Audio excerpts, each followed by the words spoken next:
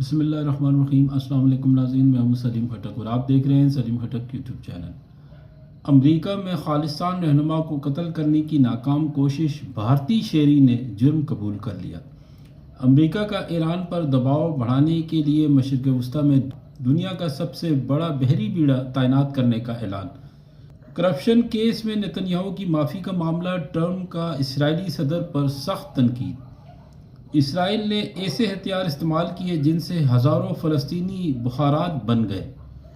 امریکی اخبار new York Times نے آئی سی سی کے دورے معیار کا پردہ چاک کر دیا۔ اور آخر میں ویڈیو کلپ میجر گوبر کی بکواس کے حوالے سے، جنہوں نے پاکستان کرکٹ اور پاکستانی اداروں کے بارے میں جو انہوں نے کہا ہے، اس کا ویڈیو کلپ میں لاسٹ میں لگا دوں گا۔ اس سے پہلے کہ میں ڈیٹیل میں جاؤں، اگر آپ نے ہمارے چینل کو ابھی تک سبسکرائب نہیں کیا ہے تو کر لیں اور بیل کے بٹن کو لازمی دبائیں تاکہ آپ کو نئی ویڈیو کا نوٹیفیکیشن مل سکے۔ امریکہ میں خالصتانی رہنما کو قتل کرنے کی ناکام کوشش، بھارتی شہری نے جرم قبول کر لیا۔ علیحدگی پسند سکھ رہنما گرپتونت سنگھ پنو کو قتل کرنے کی ہدایت بھارتی حکومت کے اہم عہدیدار نے دی تھی۔ بھارتی شہری نکھل گپتا نے مینہٹن کی وفاقی عدالت میں سکھ علیحدگی پسند رہنما کو قتل کرنے کی سازش پر اپنے خلاف عائد تمام الزامات قبول کر لیے۔ امریکی استغاثہ کے مطابق نکھل گپتا پر الزام تھا کہ انہوں نے نیو یارک میں مقیم سکھ رہنما گرپتونت سنگھ پنو کو قتل کرنے کی سازش تیار کی تھی اور قتل کی ہدایت بھارتی حکومت کے اہم اہلکار کی جانب سے دی گئی تھی۔ گرفتار بھارتی شہری نے وفاقی عدالت میں پیش ہو کر تینوں الزامات، قتل کی سازش تیار کرنا، کرائے کے قاتل سے ساز باز اور منی لانڈرنگ کا اعتراف کر لیا۔ استغاثہ کا اندازہ ہے کہ سنگین جرائم کے اعتراف میں وفاقی قوانین کے تحت بھارتی شہری نکھل گپتا کو تقریباً 40 برس تک قید کی سزا ہو سکتی ہے۔ امریکی حکام کے مطابق یہ کیس عالمی سطح پر سکھ برادری کے خلاف مبینہ حملوں اور دھمکیوں کے ایک وسیع تر پس منظر سے جڑا ہے اور جس پر امریکہ نے گہری تشویش کا بھی اظہار کیا تھا۔ یہ معاملہ امریکہ اور بھارت کے درمیان سفارتی سطح پر بھی حساسیت اختیار کر چکا ہے۔ خیال رہے کہ قتل کی سازش بروقت پکڑے جانے کے بعد زندہ بچ جانے والے سکھ رہنما گرپتونت سنگھ پنو نیو یارک میں قائم تنظیم سکھ فار جسٹس کے رہنما ہیں اور وہ امریکی شہری ہیں اور بھارتی ریاست پنجاب کی آزادی کی حامی سمجھے جاتے ہیں، جبکہ طویل عرصے سے خالصتان تحریک سے متعلق سرگرمیوں میں نمایاں کردار ادا کر رہے ہیں۔ بلومبرگ کی ایک رپورٹ کے مطابق نکھل گپتا کو جون 2023 میں چیک جمہوریہ سے گرفتار کر کے امریکہ کے حوالے کیا گیا تھا۔ نیو یارک میں اس پر مقدمہ چلایا گیا۔ نکھل گپتا ایک بزنس مین جو کئی ممالک میں فضائی سفر کرتا رہتا ہے اور اسے بھارتی انٹیلیجنس آفیسر آکاش یادو نے سکھ رہنما کو قتل کرنے کا ٹاسک دیا تھا۔ تاجر نکھل گپتا پر بھارت میں دھوکہ دہی سمیت متعدد مقدمات تھے۔ را سے منسلک آفیسر آکاش یادو نے ان مقدمات سے بری کرانے کی یقین دہانی کرائی تھی، تاہم را کے آفیسر آکاش یادو نے نکھل گپتا سے کہا تھا کہ تم کو امریکہ میں ایک سکھ رہنما کو قتل کرنے کی منصوبہ بندی کے لیے میری ہدایت پر عمل کرنا ہوگا۔ بھارتی انٹیلیجنس آفیسر کی ہدایت پر نکھل گپتا نے امریکہ میں کرائے کے قاتل کو خریدا اور سکھ رہنما کی معلومات فراہم کی، تاہم امریکی انٹیلیجنس کو خبر ہو گئی اور یہ سازش پکڑی گئی۔ اس طرح امریکی انٹیلیجنس کی بروقت کارروائی کے بعد سکھ رہنما محفوظ رہے تھے۔ بلومبرگ کے بقول عدالت دستاویزات سے معلوم ہوتا ہے کہ نکھل گپتا اور آکاش یادو نے نیپال اور پاکستان میں ایک اور ہدف کو قتل کرنے کا منصوبہ بندی کی تھی۔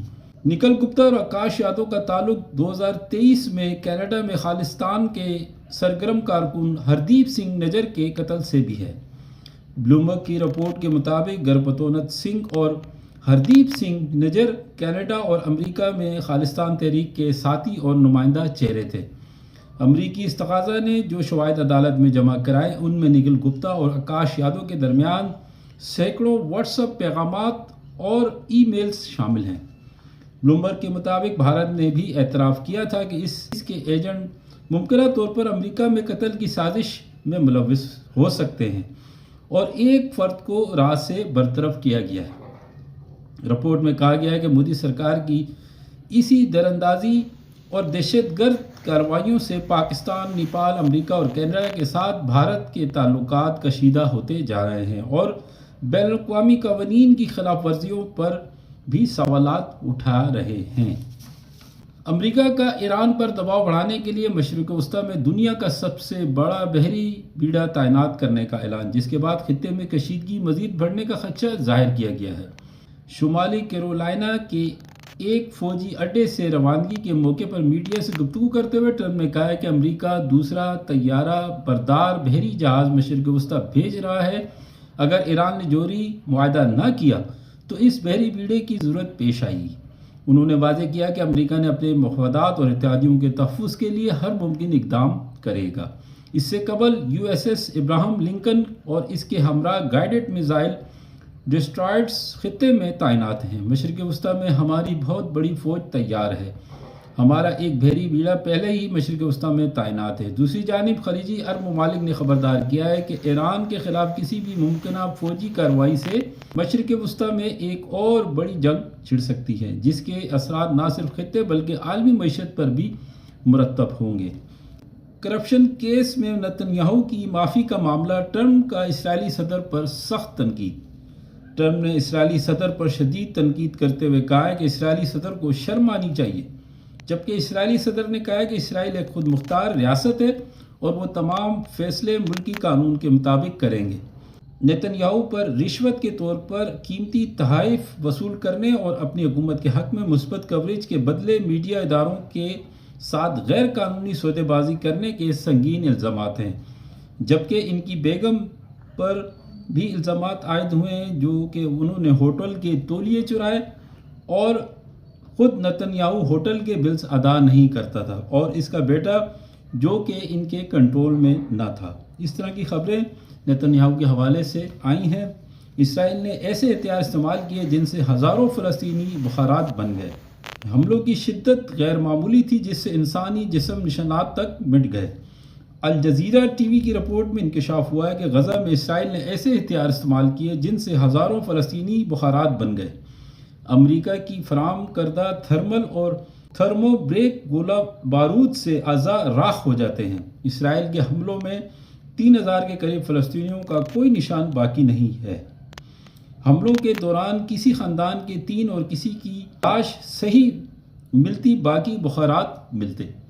تو یہ اس حوالے سے خبر تھی، اسرائیل جو مظالم ڈھا رہا ہے غزہ پر، اس حوالے سے الجزیرہ کی رپورٹ تھی۔ امریکی اخبار نیو یارک ٹائمز نے آئی سی سی کے دوہرے معیار کا پردہ چاک کر دیا۔ آئی سی سی آمدنی کا 40% بھارت کو ملتا ہے۔ کھیل کو سیاست پر مقدم رکھا نیو یارک ٹائمز۔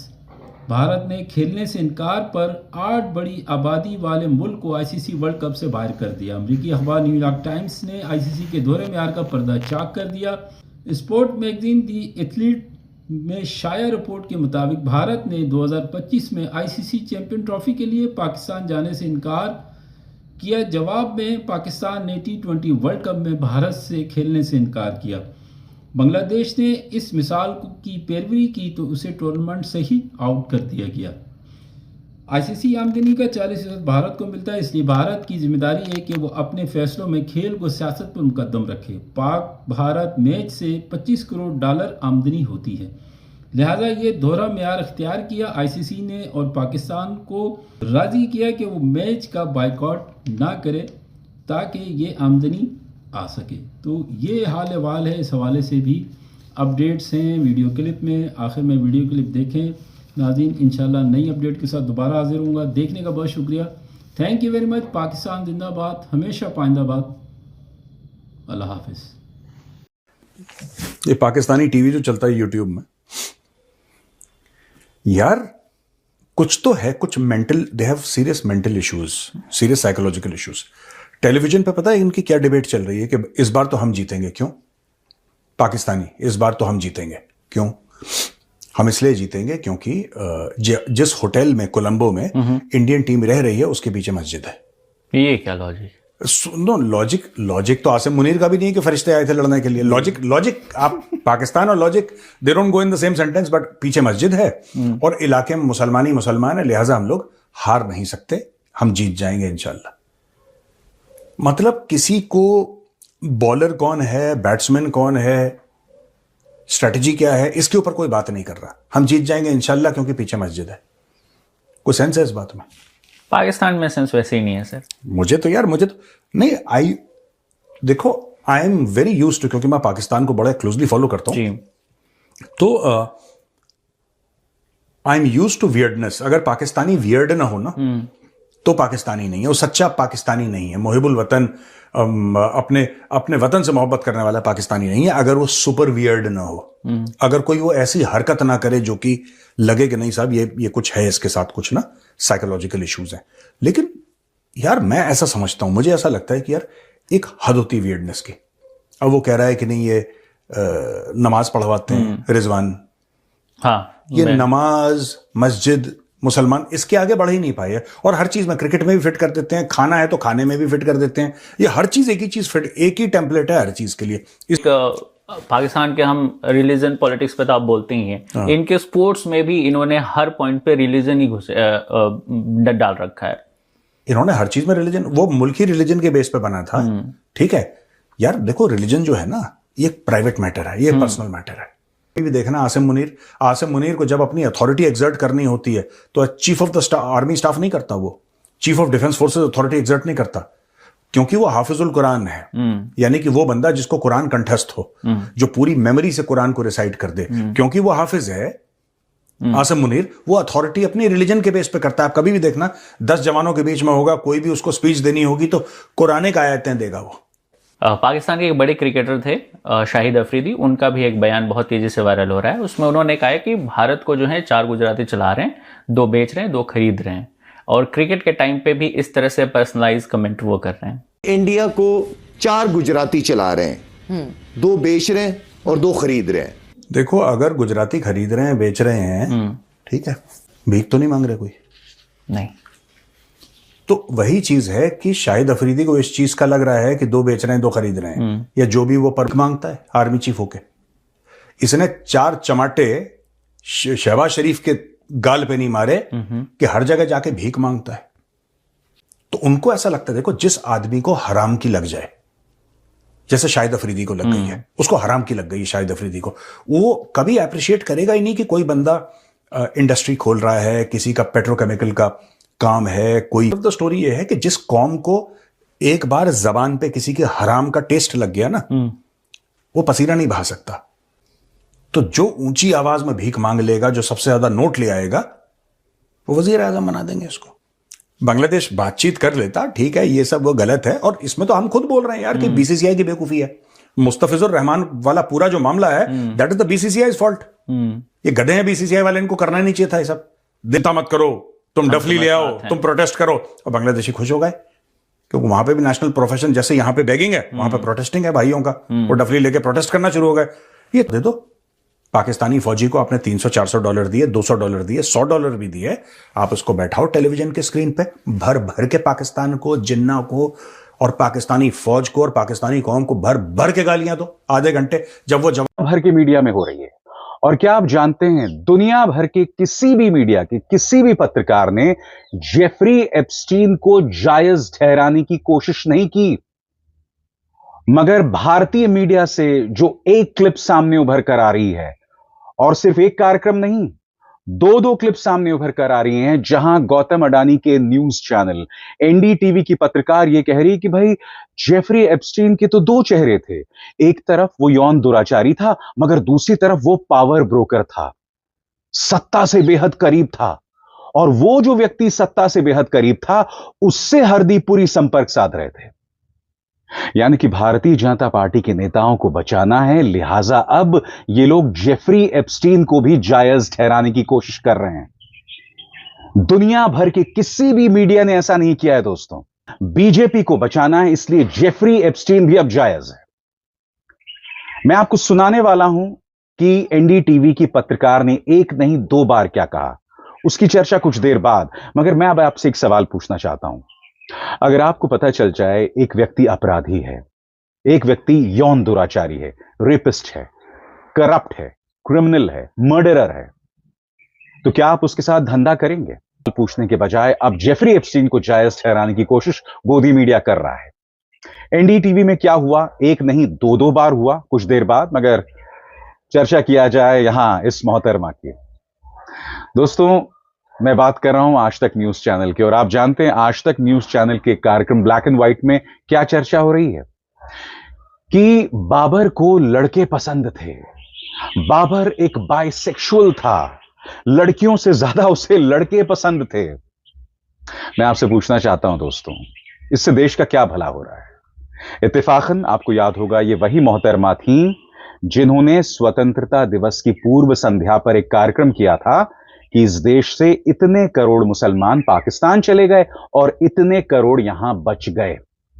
नतीजा यह हुआ था कि लखनऊ की एक अदालत ने उनके खिलाफ केस दर्ज करने का आदेश दे दिया था। इस तरह की, अगर आप सुनिए, बाबर समलैंगिक था, बाइसेक्सुअल था, क्या क्या नहीं था, इस पर चर्चा हो रही है। उसके लवर की चर्चा हो रही है जिसका नाम बाबरी था। मैं मजाक नहीं कर रहा हूं दोस्तों, सुनिए क्या हो रहा है आज तक में। खुद बाबर ने अपने ही बारे में बड़ी दिलचस्प बात लिखी है। बाबर ने अपनी आत्मकथा में लिखा है कि वो बाइसेक्सुअल था, महिलाओं के मुकाबले उसका झुकाव पुरुषों की तरफ ज्यादा था। जिस पुरुष को वो सबसे ज्यादा चाहता था उसका नाम था बाबरी। करने की, क्या इससे देश का कुछ भला हो रहा है? जाहिर सी बात है, एक प्रोपेगेंडा, एक जहरीला प्रोपेगेंडा है जिसे आगे बढ़ाना चाहते हैं, और उसके जरिए इनका निशाना कहीं और है। मैं फिर पूछना चाहता हूं कि बाबर समलैंगिक था, बाइसेक्सुअल था, या जो भी था, हेटेरोसेक्सुअल था, उससे इस देश का क्या फायदा हो रहा है? सबसे पहले सुनिए। Jeffrey Epstein was convicted of major crimes like pedophilia, of rape, raping underage girls, all of that. But the fact also is that he had a separate life. Professionally, he was a power broker. He used to introduce one person to the other.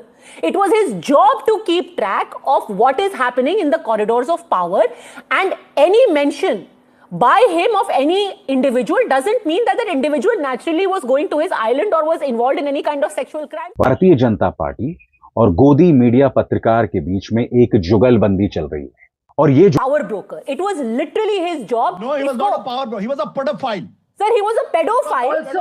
Also, who was a power broker. He was doing things on the side, but basically he was a power broker. He used to introduce. He was a pedophile. He was a rapist. He was a pedophile, rapist, power broker. But power broker. ऐसे तो वो power broking करके कमा रहा था ना.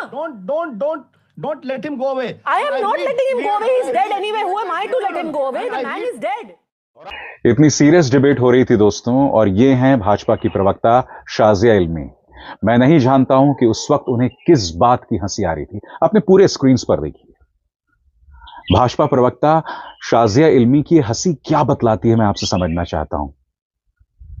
हम चर्चा कर रहे हैं जेफरी एप्स्टीन के यौन दुराचारों की, जिसमें उसने छोटी छोटी बच्चियों को नहीं बख्शा। कुछ खबरें यह भी आ रही कि जेफरी एप्स्टीन ने बड़ी तादाद में सल्फ्यूरिक एसिड खरीदा था, जिससे मांस और हड्डियां गलाई जाती हैं। देखिए, हम लोग पढ़ी लिखी कौम। हाँ, बिल्कुल बिल्कुल भाई, आप लोग पढ़ी लिखी कौम हो, आप लोग पढ़ी लिखी कौम। हम तो जाहिल कौम है भाईजान। हम खाते हैं गाय का गोश्त, आप खाते हो गाय का गोबर।